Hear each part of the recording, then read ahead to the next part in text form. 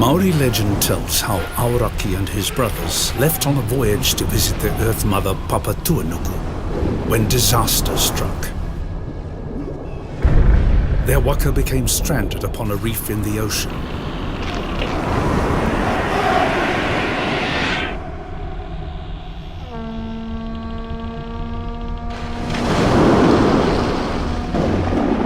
To save themselves, they climbed on top of the great canoe, but the cold south wind froze them, turning them to stone.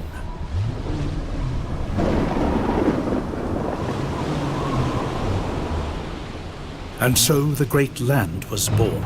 The great waka became the South Island of New Zealand.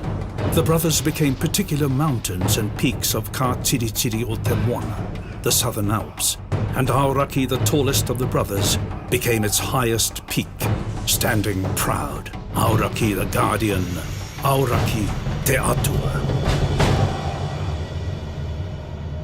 On February the 22nd, 2011, Te Waka a Maui, the South Island of New Zealand, was rocked by a magnitude 6.3 earthquake, and it was Christchurch City that bore the brunt of one of the country's most devastating natural disasters.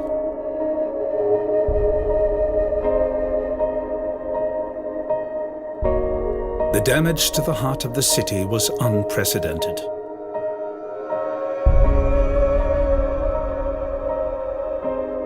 In 2012, as they looked to their future, the people of Christchurch responded to the Share an Idea campaign. Over 106,000 submissions described their visions and dreams of a reborn city. This year, in a glowing tribute to the creative resilience of the people of Christchurch, the New York Times has placed Christchurch at number 2 in a list of 52 cities to visit in 2014. The New York Times article recognises all the fascinating, interesting, exciting projects that have been happening in Christchurch in these vacant spaces after the disaster, and how they've been bringing people back into the city and life back into the city. I think that the opportunity now is to take it forward. Even as major demolition works began in the CBD in the months following the earthquake, there were those determined to bring life back to the heart of their city. We knew that if we didn't return life back to the centre of devastation within a 6 to 9 month period, the recovery of Christchurch would be much harder. We ordered 64 high wall containers from China, and 9 months later we opened Restart to the public of Christchurch. 25,000 people from Christchurch joined us in celebrating the opening. Over 6,000 businesses had been forced to vacate the central city. But amidst the rubble and destruction, businesses were pulling together to rebuild in new and innovative ways. The Christchurch earthquakes threw business on its head. The silver lining of that was that we were forced to look at things with a new perspective. We saw the benefit of supporting each other rather than working in silos. And I think what the Epic Centre says is there's a great future ahead, and it starts right here at the heart of the city. On July 30th, 2012, Sarah unveiled the Spatial Blueprint and Christchurch Central Recovery Plan. It featured a number of core precincts in the CBD, framed by open mixed-use green spaces to the south and east, and linked by the Avon River, Te Papa o Tākaro. This year, the $40 billion rebuild picks up speed as 7 of the anchor projects get underway, with government and Christchurch City Council committing hundreds of millions of dollars to the central city rebuild. One of the projects, the $306 million Justice and Emergency Precinct, is the largest multi-government agency project in New Zealand history.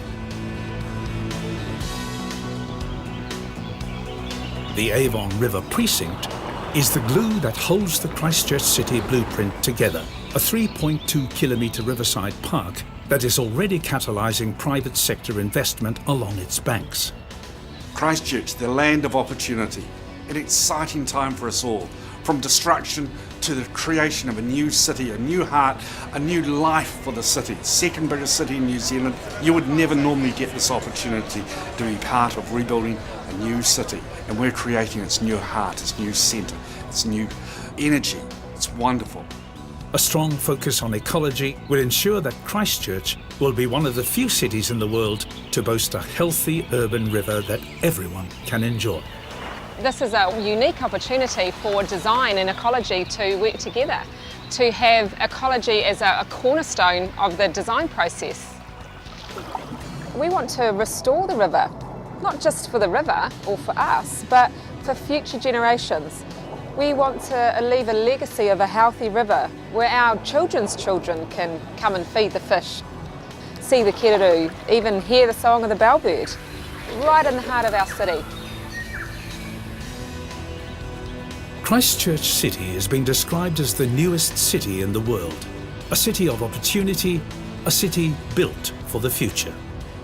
The opportunity for Christchurch with the rebuild of the city is to incorporate a network of sensors to measure everything in real time. Christchurch could be the world's first and only sensing city, a city that tells its own story. I taone ai te taone I ana tangata. And so the people of Christchurch, the people of Canterbury, the people of Te Waka a Maori call to you, welcome you. Tihei Mauri ora.